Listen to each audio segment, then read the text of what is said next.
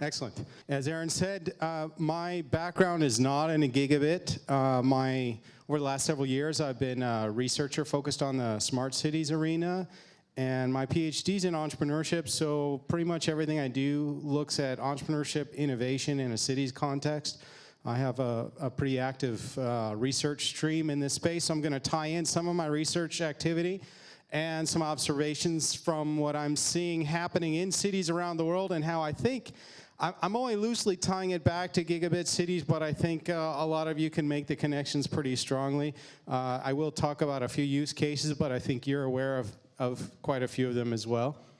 So I'm going to start by talking about innovation in the 20th century, and this is I guess how I was trained in my PhD program in terms of what entrepreneurship and innovation is about. And I'm going to sort of show how all of that is not true anymore. We're in a different world. So I heard earlier today the suggestion or the discussion about Silicon Valley. I think one or two of you are from that area. How many of you have been to Silicon Valley, like in the valley? How many of you would classify Silicon Valley as a dynamic, exciting, creative, urban, pedestrian-friendly, sustainable, smart city type atmosphere? Not so much. Very, very far away. So even today, when you hear this discussion about economic development and entrepreneurship and innovation, you still hear cities around the world saying, we're trying to replicate Silicon Valley. We're trying to be the Silicon Valley of fill in the blank. I think that's the wrong direction because it's not consistent with where the world is going. We used to, and we still do, hear a lot about venture capital. Venture capital is for a very small, minute portion of the startup community. And of course, a lot of people in the Valley will even tell you that there's an argument that maybe the venture capital model is broken. I won't go into details why, but assuming Silicon Valley, suburban tech park, venture capital funded startup community is what all your cities want is a wrong assumption. We used to think about patents, building technology, proprietary technology, closed innovation systems. We used to do a lot of tech push. How many of you have heard of the Iridium project from 1999? $6 billion or so spent on launching 62 or so satellites into orbit for one of the world's first truly mobile global cell phone services. Sounds kind of interesting if you put yourself back in 1999 as a potential customer. Forgetting that now it's totally ubiquitous and everybody has smartphones and all that. Until you dig in deeper, $3,000 to $5,000 to buy the thing, $5 a minute, weight about 5 pounds. Oh, by the way, there's one other small problem. It only works if you have direct line of sight to the satellite. So if you're in, I don't know, a car or a building or dense urban environments, it probably won't work. Kind of obvious now that wouldn't work, but they spent billions of dollars, Motorola, finding out it wouldn't work. Old way of thinking about innovation, technology, closed, tech push. 21st century innovation. Richard Florida, many of you know who he is. He's the visionary behind the creative class concept for cities. He's been studying over the past few years this interesting migration of venture capital into cities. And what he's finding is that, in fact, there's more investment from venture capital into firms founded in cities than into firms founded in rural or suburban tech park areas.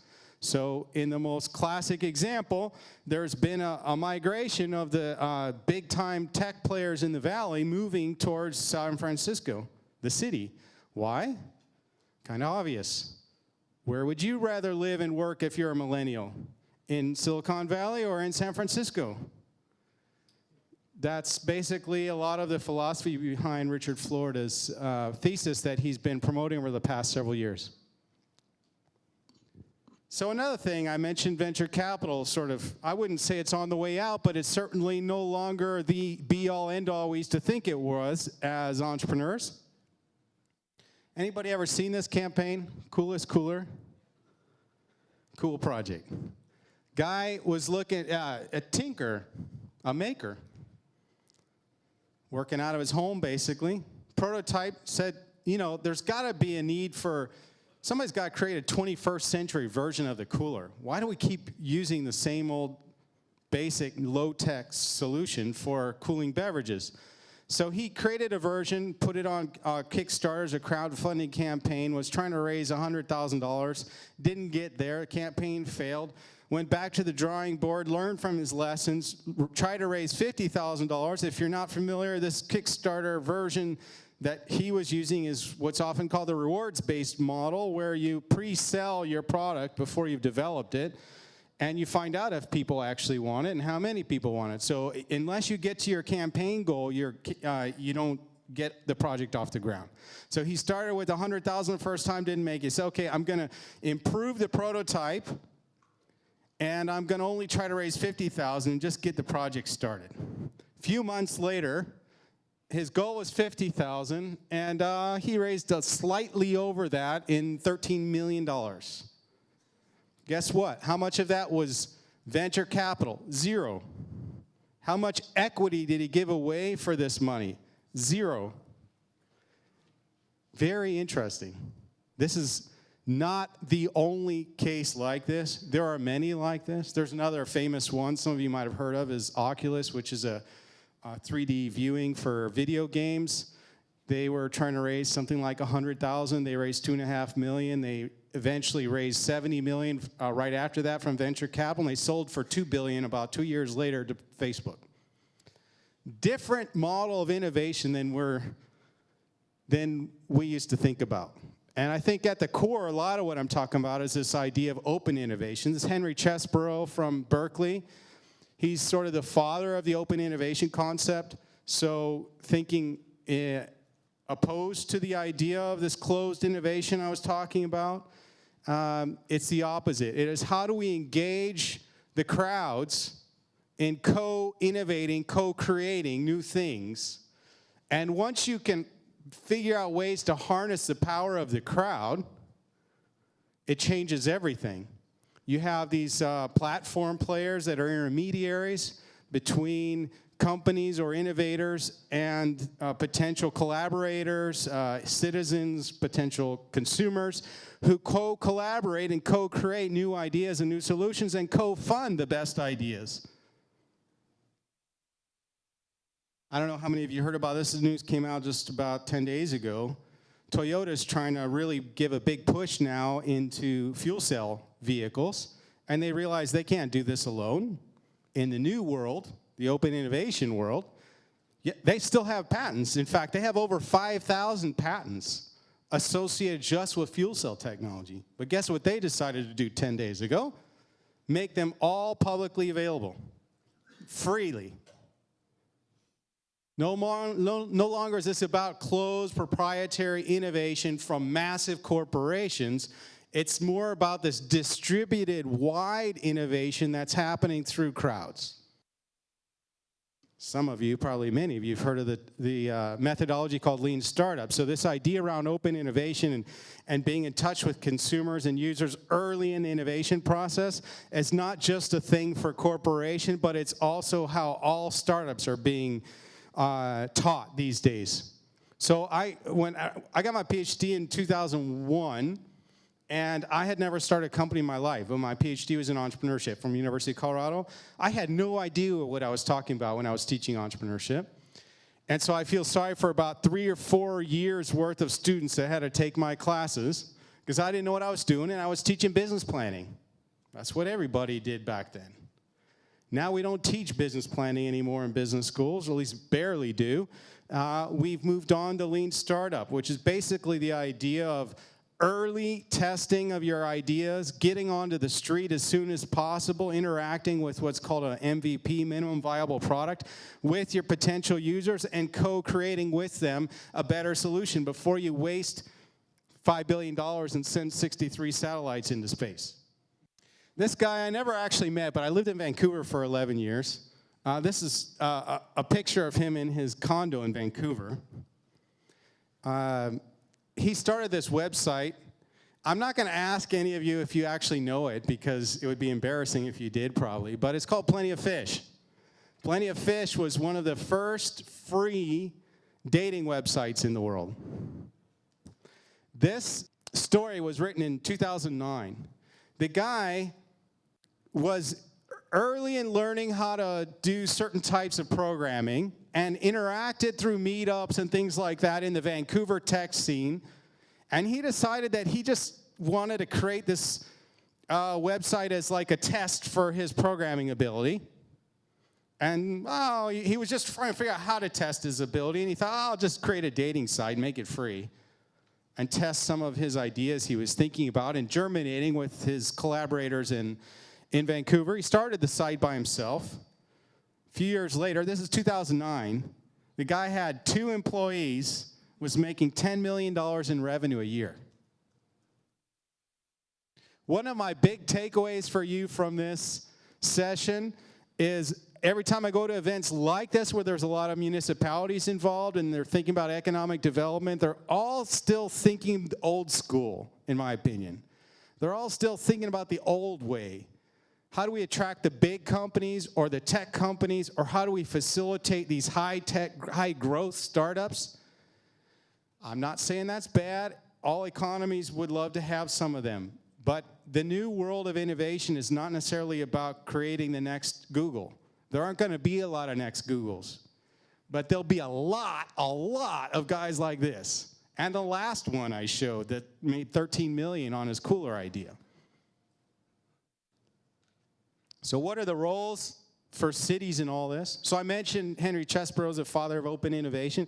I'm working on a research project where we've invited authors to propose or to present research projects related to this idea of how cities are becoming a platform for open innovation and entrepreneurship. And we have 15 articles that are going through the process. One of them is from Richard Florida, by the way, on this new data he has on the migration of venture capital into cities. Aaron asked me to talk about smart cities, so anytime I talk about smart cities, I have to show my wheel. This is a smart cities wheel I developed a few years ago. You can read much more about it in Fast Company, where I've published a bunch of articles about how to measure and benchmark and think about what a smart city is. I have a bunch of indicators behind this. Some of them include the percentage of homes and businesses that have high-speed bandwidth. So the Gigabit City thing is part of this overall thing, but my holistic view of smart cities is way bigger than how much bandwidth you have or how many sensors you have. It's about how you innovate as a government. So how do you innovate around procurement? How do you innovate around citizen participation? How do you innovate around technology and efficiency and mobility and all these things? So the Smart Cities Wheel is a mechanism for graphically displaying this more holistic model of what a smart cities is. So this won't come as a surprise to any of you, but thinking about what cities are doing around this space that relate to what you're all doing. Open data is a huge topic in smart cities, very big topic. Cities like Helsinki have over 1,000 databases open for the public. Internet of Things, sensorization of cities. There's a new city being developed in Portugal. It's outside of Oporto.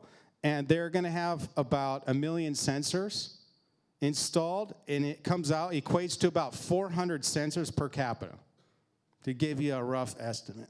So you can think about the power of gigabit infrastructure and supporting all the things that might come after such infrastructure implementation. Somebody mentioned this earlier, but innovation districts are a big thing in the smart cities arena.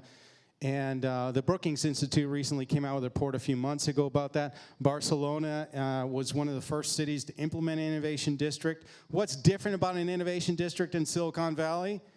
Silicon Valley and the suburban tech park thing is suburban, and the innovation district is urban. It is embedded into the urban core of a city.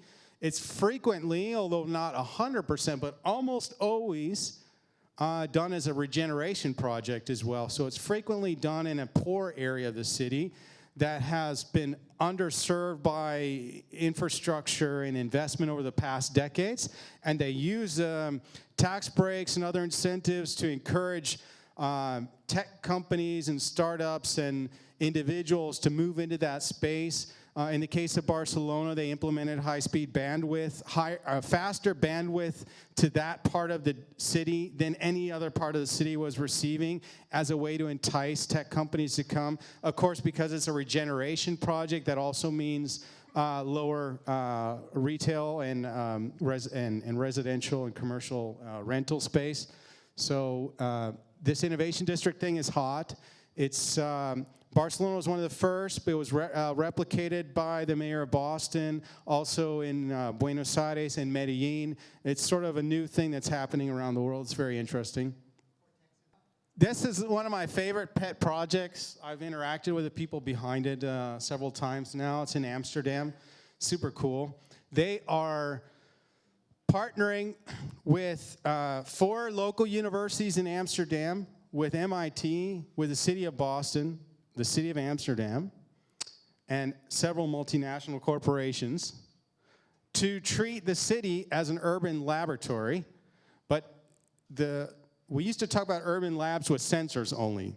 This is way beyond sensors. They've identified 4 key challenges for Amsterdam that they want to co-create solutions for. And this is urban food systems, energy, water, and buildings. And so this collaboration is going to work through master's programs and incubation programs and everything else to come up with new solutions that they will then test in the city itself. And the ones that emerge will then be exported. And the idea is to sort of not just treat Amsterdam as a living lab, but also actually cement Amsterdam's status as a global innovator at the city level. It's a paper I published just a few months ago in a magazine called Technovation, where we looked at 3 different types of demand-side tools that cities are using or capable of using to stimulate sustainable technology innovation in their city, depending on where the technology is on the S-curve. So procurement for innovation is a hot topic now. The city of Barcelona, again, is a leader in this one. They experimented with this thing called BCN Open Challenge. 6 challenges, which are 6 problems they identified, a range of budget for fixing those problems, and no predetermination of specifications or a predetermination of what the solution they wanted. We're just going to define what our problem is, and we're going to let the world think about, again, this open innovation idea. We as a city might not be the smartest people to come up with the world's best solution to this problem. Why don't we identify the problem very clearly and let the world find the world's best solution?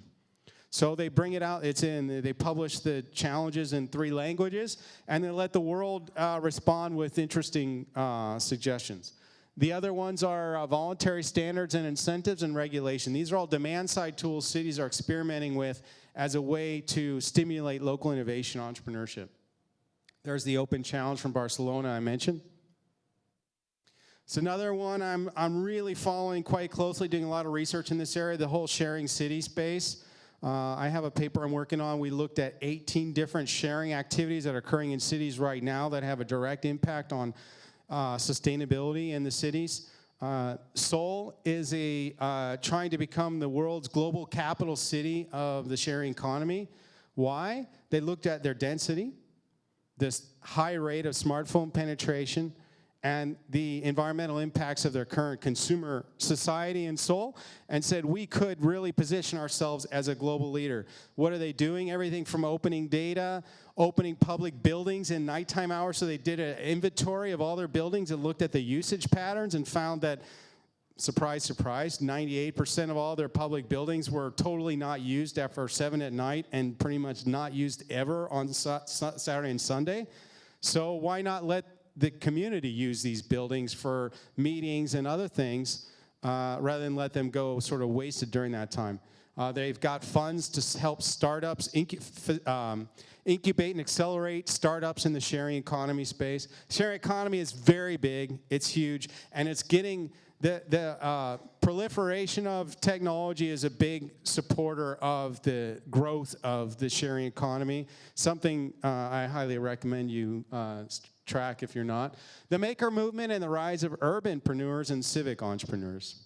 So all this ties together. Some of you have heard about the maker movement, maker space. It's big, it's growing. I already showed you a maker example with the coolest cooler guy. That's a maker. He doesn't have a startup company. He doesn't have investors. He doesn't have employees. He's a maker. He prototypes in his basement or his apartment, and he pitches his idea to the world. So what infrastructure? So if, a colleague of mine calls this the invisible infrastructure for innovation and entrepreneurship ecosystems in cities. Things like co-working spaces. Our spaces, as all of you know, this is an example in Kansas City, but co-working is huge around the world. It allows these makers, these independent entrepreneurs, and others to gain access to resources without having to spend all this money on office space and the rest, but also collaborate with other people. Fab labs are super interesting. There's about 300 of them around the world. There's actually 1 or 2 in the Kansas City area. And fab labs are ways for people to, it's kind of like co-working on steroids or something, because it's also shared space, but it also comes with all this really cool toys for tinkerers, for makers to play with, like 3D printers and laser cutters, and allows the average person on the street or the average citizen access to things that before only large companies could afford. And this is part of my whole story about why we're coming back to this urbanpreneur as a different kind of animal. It might not be somebody who hires 100 people. It might be somebody who replaces, who is an independent entrepreneur instead of being an employee in a company. But if you look at the trends over the last decades, where does employment come from? It doesn't come from big companies.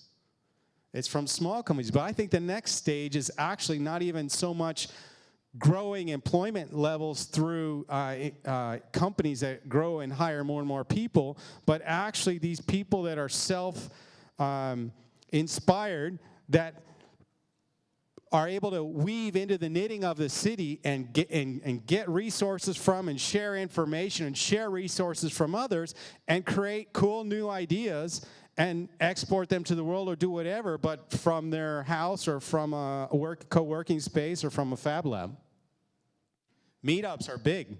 You can sort of measure. In fact, one of my colleagues and I want to create an index for measuring this urbanpreneur thing and look at, for example, the number of meetups that happen in a city and the number of people that go to them. This is like a proxy for how dynamic your ecosystem is in your community and how networked it is.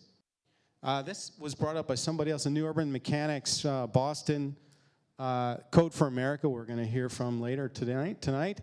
Civic accelerators are popping up. This is another trend that I find really interesting. It's kind of parallel with this urbanpreneur thing, but it's a certain type of entrepreneur that's totally focused on solving urban problems through entrepreneurial solutions. And this is not something we've talked about or researched much in the business world yet, but it's sort of emerging in a big way. This is a paper I'm finishing with another colleague. We studied 15 or so civic entrepreneurs. These are people that, again, are identifying a problem with quality of life in their city and trying to find an entrepreneurial solution to that problem. And so what we found is that unlike other types of entrepreneurs, they're often solving either public or private or merit good gap problems. So think of transportation as a good example. There's a public good, for example, sidewalks and bike paths are full public goods, free to everybody, no one can be excluded. Merit goods are things like public transit where everyone can use them, but there's usually some fee associated with it. And then a full private good is, of course, a transaction between a company and a consumer. And so what we find is that civic entrepreneurs, say in the transit area, are finding that there's a gap in the marketplace in the sense that none of these are solving all of the problems. Might be the first mile, last mile problem some of you are probably familiar with. Think about all the car sharing, bike sharing, ride sharing innovations that are occurring. These are basically trying to solve gaps in the existing offering for citizens. And they're embedded in territory, which is unique, that they're part of the place. You guys all hear about and talk about placemaking. Civic entrepreneurs are part of the place. They're embedded in place. They feel the pain as a citizen, and they want to solve it. And we find they are more commonly going for collaborative solutions rather than other types of entrepreneurs that aren't necessarily thinking of collaboration, but a civic entrepreneur wants to collaborate often with the local government and local communities to co-create and co-solve a problem that they've experienced in their community. A good example, I've talked about crowdfunding already. I was talking about more in the traditional sense. We already heard from Jace Wilson earlier today. He was actually one of the people we interviewed for our study. This is his company, Neighborly, civic crowdfunding. So there's a massive crowdfunding space, but there's this emergence of civic crowdfunding, which is basically a tool to help fund civic entrepreneurs innovate and create projects to improve quality of life in their city. That's it. Thank you. So, I mentioned before, this isn't a fiber talk, but the work that he's describing is the work that we do here. And the KC Digital Drive in particular is pretty involved in it. And it's a hard thing to translate. I think, Bradley, you would probably say the same thing. Right? That probably resonates with you and what Burlington Ignite has done. And so here in Kansas City, I don't know that people would see us as doing all of this work.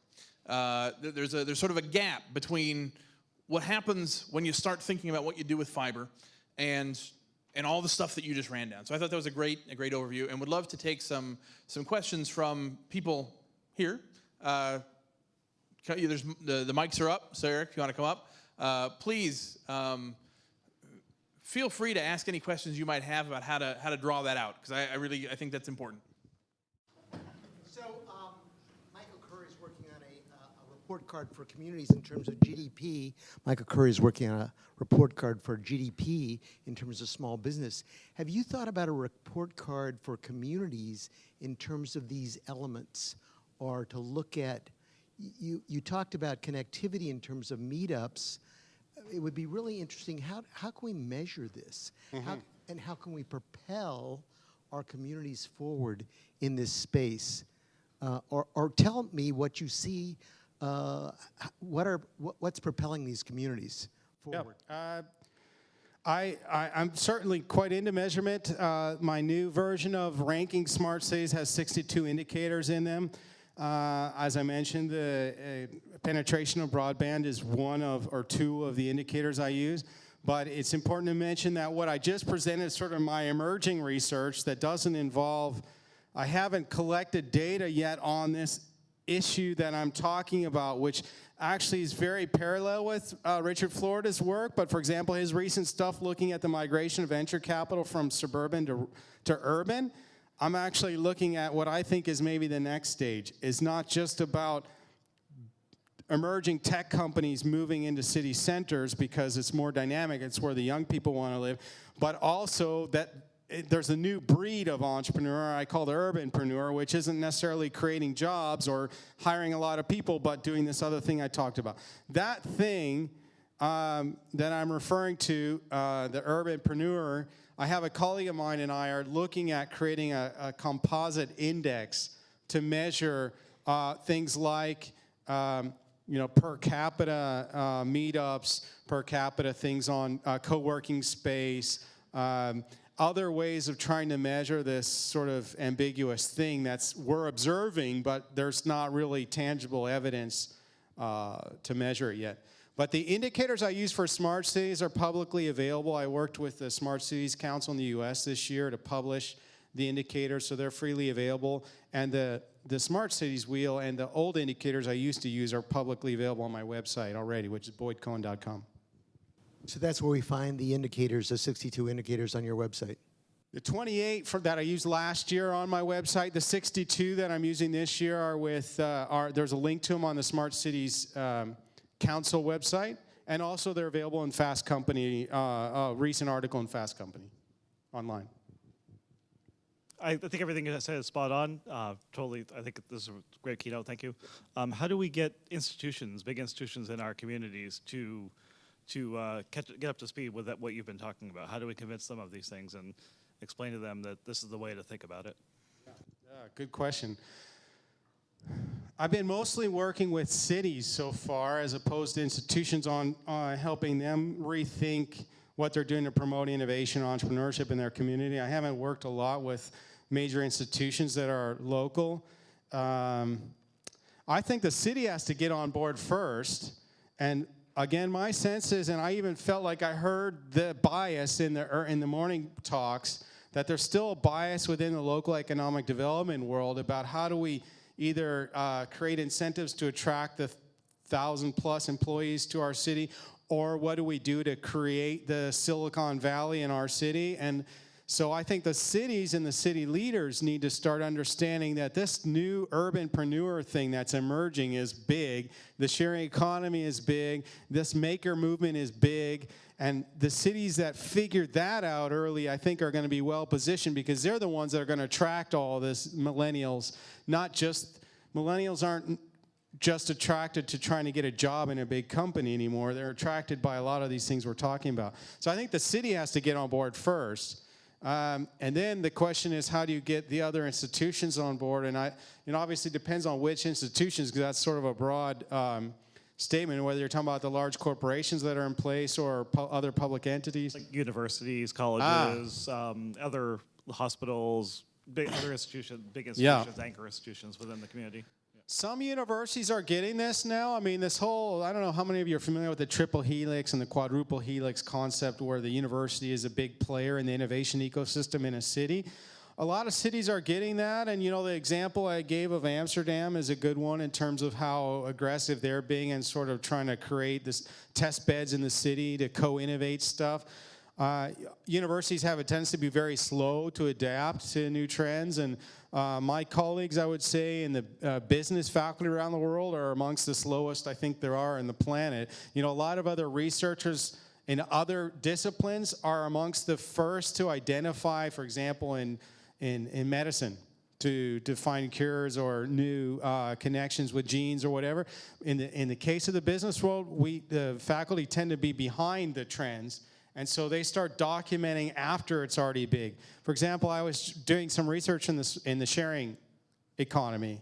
I am still floored. There virtually are 0 publications in refereed journals anywhere in a mainstream business journal about the sharing economy yet, even though it's so big. So universities are slow, but some of them are getting it. And it's a question of having some individuals in these institutions that embrace this stuff too and become a champion to try to at least pilot something. Like I found in universities, they're often not very excited about doing a full-scale center in something like the sharing economy. But if a researcher starts researching the sharing economy locally, and then say a corporation funds some of the research because they're interested in a part of this, or the open innovation or whatever that might be, and that goes well, they're following the money, and then they start saying, wait, maybe there's something here, and then you can build it. So it's maybe not take the big leap. Not all the institutions are ready to take a big leap. Sometimes they have to do baby steps. My name is Denise Lynn, and I work with the Ash Center for Innovation at Harvard Kennedy School.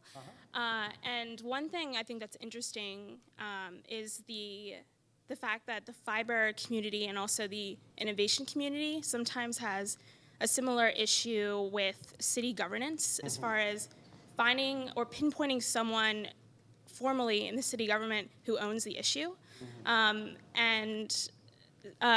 Cities recently have, Boston, for instance, they just hired a new chief digital officer. Chief innovation officers vary in what they're responsible for across cities. Do you think one city in particular is institutionalizing either fiber or innovation? And how do you think that will pan out in the years to come? Yeah, good question. All that's pretty emerging, as we all know. The whole CIO, CTO, innovation officer at the municipal level is pretty new. And I don't know that any city's gotten it quite right yet. I've worked with a lot of cities, both more in Europe and in Latin America in this area. And for example, Buenos Aires has a whole ministry in the city called modernization.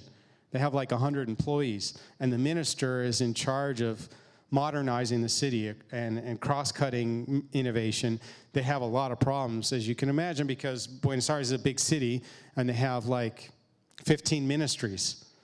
And the modernization ministry does not have really any authority over anything, over transportation, over education, over anything they want to innovate on. So they have to find ways to collaborate, and there's a lot of infighting because the other ministries don't really want to play nice with them because they feel like the modernization ministry is trying to force them to do things differently than they want to do them. In Santiago, where I live now, we have a grand mayor who, and again, I think this political will is a huge factor. The cities that really are driven by mayors that get this and want this to happen are often willing to invest resources and hire somebody who will be the right-hand person for this. And in the case of Santiago, we do have now a right-hand person who's like the point person for anything around innovation. Barcelona has an office of, they're kind of messy though. They have a smart cities division, which has like 5 people. They do amazing stuff. But then they have a chief innovation officer and they have several others, and they're all kind of parallel. So no one has ultimate responsibility. So I guess my long answer is I don't have a lot of exposure to a city that I think is like the prime example of how to manage it. I just had a meeting with a chief innovation officer in Barcelona like a month ago, and he's still trying to figure out how they coordinate all these innovation activities that are happening in all these different government offices. But it's I think to get to your ultimate question, which is what's the next step in this, I think you will have to have a single authority that has some resources and ability to coordinate with other elements within and outside of the city. Boyd, actually, as aware, the co-chief innovation officer had in Nashville, just really appreciate your presentation. I'm curious what your, all of your field research has shown in terms of the role of the city. Oftentimes, these urbanpreneurs or these innovators, they are very much innovate first and then maybe engage with the city later. They're very disruptive in the positive sense of the word in that sense, where you can actually just go and scale out something. Airbnb and Uber and all the ride sharing are perfect examples right now of companies that are based on a technology platform that then are now faced with scores of cities that are responding with different ordinances. And so I'm curious, as you are working with the innovators coming from that disruptive side, how that can be bridged, because it seems like the cities will never be the ones driving that innovation, but then afterwards there might be a convening role, but after the fact sometimes feels too late already. Yeah. So I'm curious what your thoughts are. I totally agree. I almost included a slide on that. I just published another paper because we studied about 20 business models in the shared mobility space. So we looked at ride sharing, car sharing, and bike sharing business models really around the world. And we were trying to understand what the proper relationship was between the entrepreneur and the city in these areas. And this is not going to come as a surprise to you because you're tapping into the same issue we identified. But we basically discovered that the business models that are going to have the most longevity, in our opinion, based on our review, are the ones that actually have embedded relationships with the cities, and the sooner the better. Now, this depends a lot on whether or not they would be within what we would call the civic entrepreneur space. So are they trying to solve... This is the kind of thing I think is so fascinating about the civic entrepreneur space, which is they're trying to solve a problem that probably historically everyone would presume is the responsibility of city government. So if transportation is a problem, it's not an entrepreneur's problem, it's a city's problem. But these new civic entrepreneurs are saying, hey, there's a problem here and the city can't be expected to solve all our problems, we're going to solve them. The platform version, we found 3 types of civic entrepreneurs. There's a neighborhood scale, a city scale, and a platform scale. The platform scale are the ones that are least likely to talk with cities before they do it, because they are the most scalable. They can go to multiple cities in a few months' time and be present everywhere. And so they don't have the time or the patience or the insight to interact with any one city. And they're thinking more like tech entrepreneurs have, previously around scalable business models. The neighborhood-based and the city-based civic entrepreneurs are immediately looking to collaborate with the local government, with local neighborhood associations. So it's a platform play is a tricky one because it's hard for a platform tech play to try to enter into relationships with hundreds and eventually thousands of cities in a short period of time. But in order for them to be successful long-term, they're going to have to find ways to do that. And I think some of them are, as you say, they're retroactively trying to figure this out because they're running into so many hurdles, Airbnb and the rest of them. The last piece I'll just throw in is in terms of the policies that you're seeing around the urbanpreneurs. Nashville is benefiting from a lot of these kind of co-working and then also urban manufacturing type. But there is an increased demand for parking.